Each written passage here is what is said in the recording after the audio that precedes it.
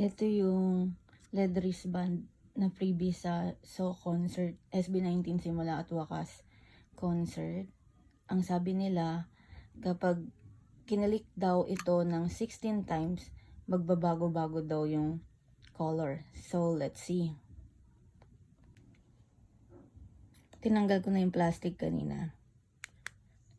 2, 3, 4, 5, 6, 7, 8, 9, 10, 11, 12, 13, 14, 15, 16. Oh my God! It's legit! Ang galing naman ng 18! Na-discover nila yon.